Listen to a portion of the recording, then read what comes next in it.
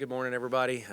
Good to be home. That was a long road trip down to Texas. So, split. So nothing really wrong with splits. Wish we would have just played and made shots a little bit more at Baylor. But I like the response at TCU for sure. I thought we got past the Baylor loss fairly quickly. And then played fairly well at TCU. Started out really well there. Jayla Hemingway was really good in that second quarter to kind of give us a little bit of distance going into halftime. And then, again, we had a really dominant third quarter that kind of put that one away. But we had some goals, and we really met every one of them that we wanted to achieve before the game. I think except one, but for the most part, really met the goals that we wanted to and shared the ball, moved the ball, looked a little bit more like ourselves. Offensively, at Baylor, we just got a little dribble happy and just didn't share it, didn't move it. I'm sure Baylor had something to do with that for sure. But yeah, both road wins or road games that we got behind us back home now, so we get a little bit of rest and get ready for a big one on Saturday now. Crazy night in the Big 12 last night a little bit, and so we got 5 left, and we're sitting there in second place right now with the team ahead of us in the standings coming into our building. So we got a lot to be excited for and a great opportunity coming up.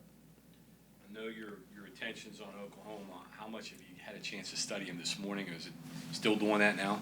Yeah, still going through that process. But yeah, I have a little idea. They just played TCU the other day, so we had kind of watched them a little bit, or at least I had. But, you're really focused on the other team when you're watching them, so you almost have to go back and rewatch the same game you already watched from a different perspective. But, we have somewhat of a familiarity today. Of course, they played last night, and we were off yesterday, so we can practice a little bit today and start that preparation. But yeah, really, really good team that's played really well. Started off for them, and they got some really quality wins early. Took a couple lumps there in the middle, but have really bounced back, obviously, in Big 12 play. And, they're clicking right now on all cylinders. So we'll have to be dialed in defensively to try to create something or take them out of what they're good at. She runs a unique system, and I looked at the box score. She brings her bigs off the bench. Their really good big comes off the bench, and what they play basically guards and then bring the bigs in. Is that what they do? Well, yeah, I think it's and I don't want to speak for her offense, but I think it's a motion-based offense is what she's traditionally run. And I mean, they've been great at Drake, and at the mid-major level, they're one of the most efficient offenses in the country. And she's brought that to Oklahoma, and they're doing the same thing. And so they're hard to guard because they're so versatile. So they can play inside, they can play outside, they cut, and it's just their reads are so good, and they just read off of each other, know each other's strengths, their teammates' strengths, their weaknesses, and they just do an incredible job of playing to those. And they play with such a freedom on offense that those kids play with, and they just they know the shots they're supposed to take. They play fast, so I think they're the fastest pace team in our league. So they're going to get up and down, and I wouldn't say shoot quick because they'll just take good shots. But if the good shots come early, they have no problem taking them. So interchangeable players, ball handlers, passers, and ball movement. That's what you're going to see from them. Yeah, no, they're high assist, high ball movement. Yeah, they can kind of put you in a blender if you're not careful and you just start chasing, a little bit because they pass so well. So, it's an elite team on both ends. They're good at, defensively as well, and they can switch and do some things to kind of create some issues. So you have to be dialed in. Same thing I said really at Baylor. If you make mistakes, these teams are good enough, to make you pay, because they have players at every position that are of quality and can do those things offensively. Just a lot of firepower. And then Saturday, this is going to have national implications. Obviously, I think your net's up to 19 now. What are theirs? I think they jumped big after the Baylor win. So this is a big game at the Coliseum for you guys. Yeah, big game. I mean, we're 5 games left, in Big 12 play, and we're sitting here at 21-3 and ranked, and they're ranked, and I think they've won 8. Is it 8 in a row? Maybe 9 now, whatever it is. I think it's 8 in a row. And if you got an 8-game win streak in the Big 12, then you're doing something right on both ends, and they're extremely well coached. They're playing really well. So it's we feel like we've played really well here lately too. Just didn't play well enough at the Baylor to go get that one on the road. But other than that, we feel confident, and this should be a tremendous atmosphere, I hope, and a great opportunity for the fans to come support this team that's put themselves in the position for a game like this late February. You've got 3 in a row. This is the heart of the heat. You meet all 3 ranked teams meet your schedule, right? Yeah, no, it's the gauntlet. It's been the gauntlet all year. This is maybe it's a little heavier now. And Kansas State just got their big kid back, and she played last night. So we'll go on the road and get them, and then we get the rematch with Baylor, the following Saturday. So yeah, 3 in a row here to go find out a little bit more about ourselves. But that we wouldn't want it any other way. And like I keep saying, we've worked really hard to put ourselves in a position to make these 3 really meaningful. On that same note, getting this stretch right before conference tournament season, or maybe not right before, but before. Do you enjoy that, knowing that you kind of go through that once right before you might have to go through something really similar in a month? Sure, yeah. These are the games we want to play, and they do prepare you for, Big 12 conference tournament type play, NCAA tournament type play. Baylor felt that way, and we had talked about that a little bit. Like, hey, guys, this is what an NCAA tournament game or a Big 12 tournament type game is going to feel like. And, we were fired up and probably maybe a little too fired up by the way we shot the ball, and we just didn't end up probably relaxing as much as we needed to in that game. So, but every time we go through it, I think we learn a little something about our team, and we get to go through that experience together, and we'll be better because of it. Back to last week, I know you probably prefer 2-0, but did it feel good to be back in Texas?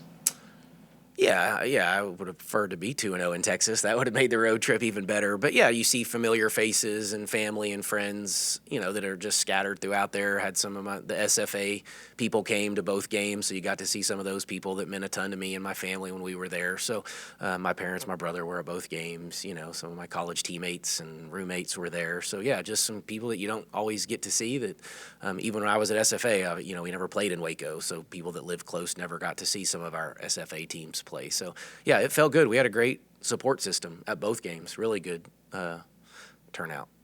You mentioned Wednesday's results. Obviously, the Iowa State one's the one that gets your eyes right there to beat them in double overtime, right? That's the one that kind of caught your attention. Yeah, and I was watching my kids play, so I didn't really get to see too much of it live, but was kind of keeping tabs of it a little bit. I think we made it home in time to watch the double overtime part of that game. But yeah, just high-level basketball is what I really took from that one, as both teams played really well.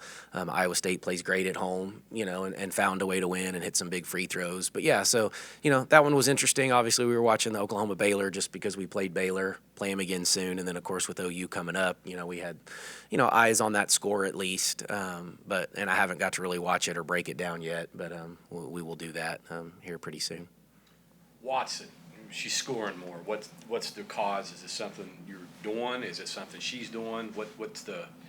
What's happening that's getting her more offense? Yeah, I think just maybe more comfortable, more confident, more comfortable. We've asked her to score a little bit more all year. She had been a little reluctant to take us up on that, which I think she's just doing a little bit more. And she's just aggressive. She's been aggressive. Some of her attacks on offense have been a little bit better. She had a great drive, won a couple of them against TCU where she just caught and ripped and got to the rim and, got to the free throw line some. She needed to convert a little bit better when she gets there, which she's a good free throw shooter. So I'm not sure what's going on there at all. But yeah, just her being aggressive. She's rebounding it at a higher level too. So just playing with confidence. I've kind of challenged them. I would love to have that fourth score most nights, and if we can get 4 to double figures, that's always one of our goals. And feel pretty comfortable with Jordan, JJ, and Lauren getting there on most nights. And then who's the fourth? Can we get Kylie there, Kaya there? Jayla played really well and got to double figures the other night. And then there's like the Danelle, Tavi, Tirza now that she's back, like that group. Somebody could sneak in there and get that as well. With those other ones, take for instance the post position. Do you look at that as a 3-person number total? So you combine those 3. If I get 10 and 10, I'd be happy with that. Is that the way you look at it? Yeah, we certainly can. I think it depends on how the game goes and the minutes are spread out. If one person's dominating the minutes, then you don't have that opportunity nearly as much. If the minutes get spread out, which they kind of have been here lately, then yeah, you kind of lump them all in together and say what was our production at this position, and then did we get out of it what we needed to. And, and that's kind of the way we are on the inside right now. It's a little matchup driven and, somebody gets the hot hand or we needed Danelle for a certain reason or, no, this is a better matchup for Kylie so she gets to extend her minutes.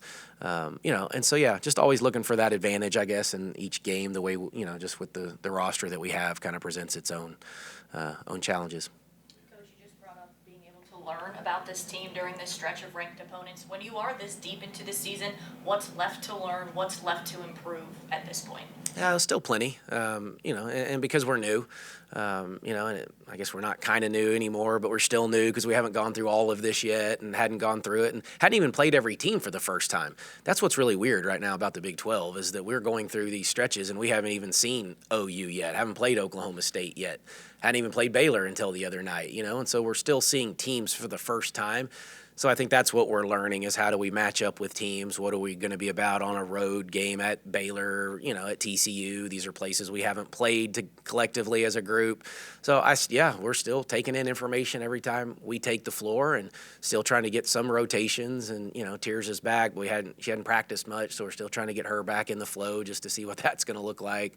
Danelle started to play better, so she's probably earning some more minutes. So, we're still working through it, probably like a lot of teams, but probably maybe more so for us just because of the newness. Can you just give an assessment of Lauren at this point? I mean, we did talk about her a lot in the preseason, and it seems like she's really matched those expectations. Yeah, she's been pretty good for us. I didn't love her at Baylor in certain areas. I thought she had opportunities just to be more aggressive at the rim, and I thought she settled there. But outside of that, that's the only thing that comes up recently that I was like, hey, just attack. She can go score, at the rim, and she can put the ball on the floor and straight line drive it. So really just challenging her to be a little more versatile, which when she does, I think she's at her best, and that was her. Well, she had 22 the other night. I don't remember who we played now, but, you saw a little bit of both of those, settled in a little bit better. But she's a phenomenal defender. She's tough. She's strong. She does so many things for us. She's versatile on the defensive end. So even if she's not scoring, there's so much value to what she does. But, yeah, she's a talented offensive player that we just need to keep her going. And then the buzzer beaters, is that just testament to her clutch gene? Yeah, no, she has. And almost had another one the other day and just missed it, but you feel good every time, that she lets those go. But just, I think it's a confidence that she's had, and she's done it for so long now, too. I mean, this is an older kid, a fifth-year senior, played a lot of big games and a lot of venues in the Big 12, and then went to Arizona and played in the Pac-12 and a lot of crazy, great environments. So, there's nothing that's probably no moment too big for that kid at this point. And I'm sure you don't want to, reveal sets and stuff in those situations, but, when you have her, who obviously can hit those shots in those moments, JJ, who's a massive threat, Jordan, a bunch of people who can hit big shots, how much of a luxury is that in, clutch situations like that, end of game, stuff like that? Yeah, well, it's an advantage because I think the defense has to guard and keep everybody honest at so many different positions. And so that's what it allows you to do is just you can go with a hot hand. If it's Jordan, we can draw some up for her. Obviously, JJ's elite in her ability to get to her spots. Lauren is a threat, so she's going to occupy a help defender at minimum, because I don't think you want to help off of that kid late, and then Kaya and Kylie or whomever's in, present some challenges as well. So, yeah, it's fun as a coach when you have options, right? You get to have some fun on the whiteboard and draw some good stuff up and see what works, and maybe some stuff doesn't, so you kind of scratch it and go back to it. But, yeah, no, it's definitely a luxury. I know it's your coaching style, high pressure and turnovers and everything, and obviously you're looking to get better. But when you look back at games, even the day after, are there any moments still that make you say, wow, like the chemistry between Jordan and JJ on steals and long passes for layups, or Lauren hitting another buzzer beater? Do you get to have any oh, wow, that was pretty cool moments? Maybe a play here and there, I guess, something that happens. You're like, yes, we're getting it. We're catching on. This is what we want. And so there's moments in all of the games, I suppose. I mean, there was some in the TCU where I thought the ball movement was back. And so you're like, good. In one game, I thought it changed, and that's what we had kind of really tried to press them between Baylor and TCU, and they made the adjustment. And that's what this team has really done. They've just grown together. Yeah, there's times Jordan and JJ are playing off of each other and make a couple good moves or get their steals, and it leads to a 2-on-1, and you're like, man, those two are pretty elite in the open court, and it just kind of makes you smile. But really, for me, it's just trying to put them in those positions, as I keep saying, and just let them be the athletes that they are. And I don't need to overthink it or overcomplicate it. Is let the players be the players that they are, and my job is just to put them in that situation. One more on Oklahoma. They've lost 6. What's happened in those 6 games that's caused them to lose? OU? Yeah. No, you mean they won? There's 18-6, so they've lost. Oh, in the 6 6 games. Oh, I thought you said 6 in a row. What have you seen in those 6 games that's given them issues? Yeah, it was just a while. It was a while ago, and so they just look different now than they did then. They're just clicking and shooting it a little bit better, probably defending a little better as well, and just really, I think they've just settled in. And when you're probably. And again, I don't know because I haven't watched them a ton early, but when you're talking about motion offense and they're working in some new players, it just takes time to to pick up on it.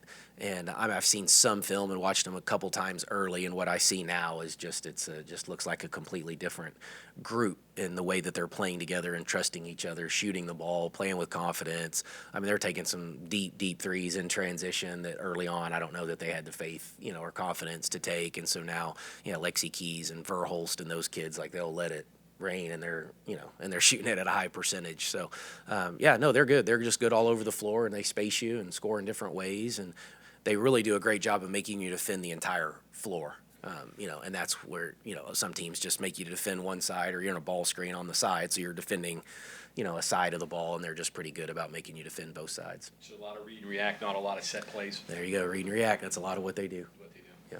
Mark, you said before, the temperament of the team really hasn't changed throughout the course of the season. They don't get too high, they don't get too low.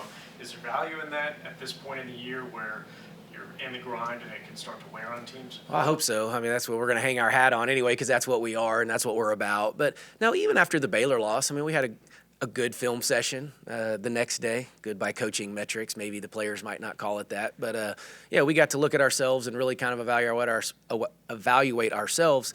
But, again, they just stayed, they didn't get too high, don't get too low. If you rip them, they still just kind of stay here. You praise them. They don't get too high. So, again, I think it allows you just for things not to snowball. If you get emotional, then you're just up and down and all over the place, and one becomes two, and as you know, in this league, two can become three or four if you're not careful. And so we want to be really careful of that, especially this time of year when you've worked really hard to put yourself, in the position you're in. You want to make sure you can kind of maintain it. But yeah, if we want to do something special, we've got to maintain it and really get on a run right here through the next three for sure, and then finish it off. Thanks, Thanks, everybody.